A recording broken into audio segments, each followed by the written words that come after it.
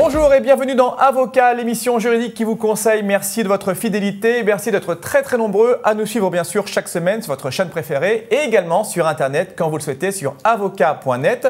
Vous pouvez poser vos questions bien sûr sur avocat.net mais également revoir toutes les émissions depuis l'origine. C'est un super replay pour voir toutes les émissions et également les réponses à toutes les questions de droit que vous posez. Aujourd'hui, je me suis fait plaisir, je vous ai invité 3 magnifiques consoeurs, que des filles aujourd'hui, voilà, avec notamment une consoeur du barreau du Val d'Oise à qui nous saluons, que nous disons bonjour, Sandra Salvador. Bonjour Sandra, comment ça va? Ça va bien, et vous? Sandra qui connaît ici la maison, hein, tu es déjà venue nous rendre visite. Je suis chez moi. Pour parler des droits de la famille avec toi, des questions très intéressantes. Et on a beaucoup de questions sur le divorce, mais pas que, ça sera le cas en tout cas dans un instant. À tes côtés Sandra, une nouvelle, hein, aujourd'hui c'est son baptême du feu. Barbara Sibi qui est à tes côtés. Bonjour Barbara. Bonjour Yves. Bienvenue Barbara, avocate au barreau de Paris. Oui. En droit pénal, voilà. On va parler de beaucoup de choses, du cannabis dans un instant, donc on sera détente, on sera bien. Hein. D'ici quelques petites secondes, on va planer, mais on parlera quand même également de ce qu'on risque avec du cannabis sur soi et on va peut-être un peu moins planer là. À tes côtés Barbara, une autre consoeur de Paris également, Emmanuel Tibi. Bonjour Emmanuel. Bienvenue, c'est la première fois pour toi aussi Emmanuel. Oui, exactement, j'espère qu'il n'y aura pas de bizutage. Non, jamais. Quoique ça me donne peut-être des idées, il ne fallait pas me le dire, mais il faudrait me dire. Hein, mais après maintenant, ça y est, ça trotte. Emmanuel était avocate en droit social, en droit du travail, comme on dit, à Paris. Et donc, plein de questions qu'on a reçues, notamment de Chambéry. Hein, les gens nous écrivent de loin. Ça sera avec toi dans un instant. On va commencer avec le droit de la famille. Allez, soyons fous. On va parler avec Sandra du divorce, j'imagine. On a beaucoup de questions sur ça, mais également la séparation, de manière générale. Voici la première question qui est adressée par Bruno de Paris 20e. Alors, je souhaite divorcer, mais mon conjoint s'y oppose, ce qui arrive assez souvent. Alors, il nous demande, allons-nous devoir cohabiter ensemble jusqu'au prononcé du divorce? Parce que parfois, la procédure dure un petit peu longtemps. Forcément. Alors, est-ce qu'ils sont obligés d'habiter ensemble ou pas? Je vais vous répondre. Alors, effectivement, quand on a une procédure de divorce, se pose toujours la question du domicile conjugal. Qu'est-ce qui va se passer pendant cette procédure de divorce? Parce que si on n'est pas sur un consentement mutuel, forcément, ça va prendre plusieurs mois, voire même parfois des années. Et les époux ne seront pas forcément en mesure de cohabiter ensemble pour diverses raisons. Ça peut être des questions d'incompatibilité d'humeur ou tout simplement parce qu'il peut y avoir des difficultés au sein de ce couple qui seraient purement matérielles. Donc on doit statuer sur ce domicile conjugal. Après, ça va faire un dossier pour notre amie Barbara. S'il y a violence, ça pourrait basculer. On passe au pénal. On pourrait basculer sur le plan pénal. Ouais, il vaut mieux les séparer parfois quand même. Hein. On va essayer. Alors en tout état de cause, quand vous avez l'intention de diligenter une procédure de divorce, on procède par un dépôt de requête auprès du magistrat, le juge aux affaires familiales, près le tribunal de grande instance compétent. Et avec cette requête, vous demandez au magistrat de statuer sur des mesures provisoires qui seront valables durant toute la durée de la procédure. Le domicile conjugal, c'est justement une des questions qui va être soumise au magistrat. Qu'est-ce qu'on va en faire? À qui va être attribué ce domicile conjugal et dans quelles conditions? 2 options, soit c'est un bien locatif, dans ces cas-là, peu importe que le bail ait été signé par un seul des époux, puisque forcément vous devenez co-titulaire de ce bail, le magistrat, en fonction des intérêts de chacun, des possibilités financières, des possibilités de relogement, et s'il y a des enfants également au sein de ce couple, va statuer sur l'attribution des droits locatifs. Donc, c'est le magistrat qui prendra ça en considération. Et puis, vous avez l'option, le bien commun, le bien qu'on a acquis avec un acte de propriété. Et là, forcément, c'est toujours un petit peu plus compliqué parce qu'on a l'impression que finalement, on laisse quelque chose qui nous appartient. Surtout que si on paye un prêt, alors bon... Exactement. Alors, on va statuer aussi sur les modalités de remboursement des mensualités qui seraient afférentes à un crédit immobilier. Et puis, on va statuer sur la jouissance de ce bien domicile conjugal qui appartient aux 2 époux. Cette jouissance, elle sera soit à titre gratuit, dans la mesure où l'époux qui va rester au sein de ce domicile conjugal pourra justifier d'une disparité de revenus. Forcément, quand vous avez une personne qui a des revenus beaucoup moindres que l'autre époux, on va lui attribuer ce domicile conjugal à titre gratuit durant la durée de la procédure. Il faut bien expliquer, parce que souvent on a des questions. Qu'est-ce que c'est qu'avoir l'appartement à titre gratuit ou à titre onéreux? Si vous êtes à titre gratuit, on ne paie rien, il faut bien expliquer. Ce n'est pas la propriété, c'est la jouissance. Il faut bien distinguer les choses. On garde sa qualité de copropriétaire, on passe en indivision, mais par contre, pendant cette durée de procédure de divorce, on va jouir du domicile conjugal pendant un laps de temps jusqu'au jugement de divorce. Quand cette attribution est faite à titre gratuit, elle le sera jusqu'au jugement de divorce. À partir du moment où le jugement de divorce est définitif, on passe sur une attribution à titre onéreuse. Deuxième option du juge, justement, c'est de considérer qu'il n'y a pas de disparité de revenus. Donc l'époux qui va rester au sein de ce domicile conjugal, il sera à titre onéreux, il sera redevable d'une indemnité d'occupation. À l'autre. à l'autre. Alors, ce n'est pas quelque chose qui tombe tous les mois, hein. Vous imaginez un compteur, ça crédite, et puis au jour de la liquidation, on fait les comptes. Concrètement, l'indemnité d'occupation, vous tablez sur la valeur locative, à combien on aurait pu louer ce bien, on le divise par 2 parce qu'on est 2 copropriétaires, on fait une décote de 20%, et c'est grosso modo l'indemnité d'occupation qui sera retenue au jour de la liquidation. D'accord, donc on calcule bien tout ça, mais effectivement, on peut, et on se sépare à partir de l'audience de conciliation. Donc en tout cas, pour rassurer notre ami Bruno, il ne va pas rester à comité de force pendant 2 ans si ça dure 2 ans. Dès l'audience de conciliation, on peut se séparer avec les conditions que tu as rappelées financières. Voilà. Mais après, s'ils veulent rester ensemble, peut-être qu'ils peuvent. Enfin, c'est quand même rare Alors, généralement, de résider. Il y a des magistrats qui l'acceptent et qui le tolèrent dans la mesure où le bien est suffisamment grand pour qu'il y ait de l'espace pour tout le monde et qu'on ne soit pas obligé de se croiser dans les couloirs. Mais c'est quand même généralement quelque chose qui déplaît fortement aux magistrats. On considère que si on veut divorcer, il faut également se séparer de corps. Donc ça facilite quand même grandement les choses pour la suite de la procédure. C'est vrai. Et même pour un divorce amiable, on voit souvent ça. Alors parfois, on pourrait se dire, après tout, bon, ils sont divorcés, ils s'entendent bien, rester dans le même appartement, mais ça passe mal. Merci beaucoup, ma chère Sandra. Restez avec nous, en tout cas, dans cet appartement, l'appartement d'avocat, pour écouter une belle histoire de cannabis, j'ai envie de dire, avec Barbara Sibi, avocate au barreau de Paris, avocate pénaliste, qui va répondre à cette question, une question de Arlette du Nord. Vous la connaissez, Arlette? Non? Pas du tout. Joli prénom. Arlette qui doit avoir 15 ans, c'est un prénom d'ado, ça. Mon fils s'est fait arrêter avec du cannabis sur lui. Que risque-t-il, à part d'être un peu dans les vapes?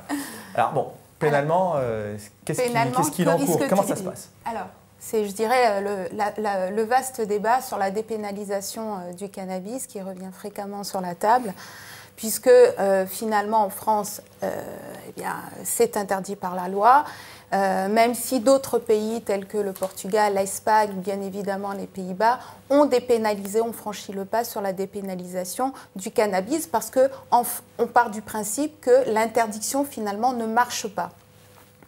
Donc on va faire ses courses et on achète un petit peu sans besoin, des Kleenex, tout ça, des carottes et puis une botte de cannabis. C'est sympa, c'est original. Alors que dit la loi française? Eh bien, tout simplement, le code pénal interdit la détention de produits stupéfiants lorsqu'elle tend à promouvoir, à faciliter, à favoriser finalement la consommation illégale. Néanmoins, la simple détention qui est liée à la consommation personnelle n'est pas une infraction pénale et le code pénal n'a pas véritablement fixé, je dirais, de seuil au-delà duquel la détention, ou du moins la quantité de détention de produits stupéfiants est répréhensible ou pas. Finalement, c'est la jurisprudence qui s'en est chargée.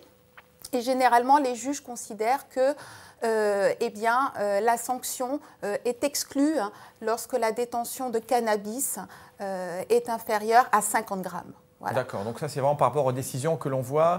Il n'y a pas un barème précis, mais enfin... Il n'y a pas véritablement de barème qui est fixé, en tout cas par le code pénal, par la loi, mais généralement les tribunaux excluent toute sanction pénale lorsque la quantité détenue n'excède pas les 50 grammes de cannabis. En revanche, lorsque la détention de produits stupéfiants tend à l'approvisionnement de tiers, attention, là c'est considéré même comme une offre de produits stupéfiants. Là on table sur des sanctions qui sont nettement plus importantes puisqu'on est dans l'offre, la détention, la cession, l'acquisition et là les sanctions pénales peuvent être très lourdes. En revanche, pour rassurer Arlette... Oui, parce qu'Arlette est angoissée, là, parce que maintenant, on ne sait pas combien il avait sur lui son fils. Hein. Tout à fait. Si effectivement la détention n'excède pas les 50 grammes, je dirais, pour répondre précisément à la question de notre chère Arlette, eh bien, son fils prodigue ne risque pas grand-chose. En revanche, lorsque l'approvisionnement, même destiné entre usagers, et donc pour la consommation personnelle, là aussi, je rassure Arlette, il ne risque pas grand-chose au niveau de la loi pénale. Donc surtout, ne pas avoir une quantité qui permette de se dire on va dealer parce qu'on en a quand même plus que pour sa propre consommation. Voilà. 50 grammes, je ne sais pas trop ce que ça représente parce que je ne prends pas vraiment de cannabis, hein, excusez-moi. Mais j'imagine quand même qu'avec 50 grammes, on doit quand même être bien frais hein, quand on a fumé tout ça tout seul. Donc c'est, j'imagine, vraiment la limite hein, pour estimer qu'on n'est pas en train d'une position de revente. Voilà, grosso modo, la loi distingue entre ceux qui en détiennent pour leur consommation personnelle, où je dirais, entre guillemets, il y a une certaine tolérance, et ceux qui, au contraire, font un véritable business. Business de ça, voilà, évidemment. tout à fait. Merci beaucoup Barbara pour cette réponse sur le cannabis. On va faire tourner maintenant auprès d'Emmanuel. Enfin, les questions, j'entends bien entendu. Hein, voilà. Là, les interrogations. Emmanuel, on ne parle pas de cannabis, bien qu'on parfois des gens fument au travail. Ça, cause de licenciement. Ça peut arriver. J'imagine quand même. Hein, voilà. Enfin, c'est pas la question d'aujourd'hui. C'est une question de Jean-François de Chambéry. Voilà. Là-bas, il fait trop froid pour fumer, ça ne prend pas. Pendant mes heures de travail, je vais sur ma page Facebook plusieurs fois par jour. C'est pas le seul. Hein, et je consulte sur Internet différents sites, comme des sites de voyage ou d'offres d'emploi. Ou sur avocat.net, il n'a pas dit, mais enfin ça, je le rajoute. Est-ce que mon employeur peut me sanctionner ou me licencier pour cette raison ? Passe son temps, enfin, on ne sait pas si c'est beaucoup de temps ou pas. Enfin, quand même, pendant ses heures de travail, il va sur Facebook. En tout cas. Il avoue qu'il passe du temps quand même sur Internet, sur Il sa le page dit. Facebook. Alors Jean-François, j'aurais tendance à vous dire, méfiez-vous. C'est vrai qu'aujourd'hui, Internet est un outil indispensable à l'activité des salariés qui sont amenés à consulter des sites Internet, à échanger des emails avec des collègues de travail, voire même des personnes extérieures à l'entreprise. Mais toute la problématique est véritablement de concilier le droit de contrôle de l'employeur sur l'activité de ses salariés et le droit au respect à la vie privée ou à la liberté d'expression des salariés. Alors Jean-François, votre employeur a peut-être mis en place des logiciels qui permettent justement notamment des logiciels en tout cas qui permettent de contrôler l'activité des salariés. Hein, donc c'est des logiciels qui permettent de retracer l'historique des sites consultés, qui permettent de vérifier les temps de connexion, les messages envoyés. Alors, si votre employeur a mis en place ce type de logiciel, eh bien, il devra informer et consulter le comité d'entreprise au préalable, s'il en existe un dans votre entreprise. Il doit également déclarer ces logiciels à la CNIL, qui est la Commission nationale de l'informatique et des libertés. Et il doit également informer individuellement chaque salarié préalablement. Mais en tout cas, aujourd'hui, il n'y a aucun texte, si vous voulez, qui interdise de manière générale et absolue la possibilité pour les salariés de consulter des sites Internet pendant leur temps de travail à des fins autres que professionnelles. Et d'ailleurs, une telle interdiction serait en totale inadéquation avec les réalités d'aujourd'hui. Et la position de la CNIL, c'est de dire que les consultations à titre personnel par des salariés pendant leur temps de travail est possible, à condition qu'elles se fassent de manière raisonnable. C'est ça, dans une certaine quantité de temps passé. Voilà, que ce ne soit pas excessif, et puis surtout que les sites Internet consultés ne soient pas contraires à l'ordre public et aux bonnes mœurs. Vraiment, hein, on pense aux sites pornographiques sur lesquels peuvent aller certains salariés. Il y a quelques affaires en ce sens. Enfin, bon.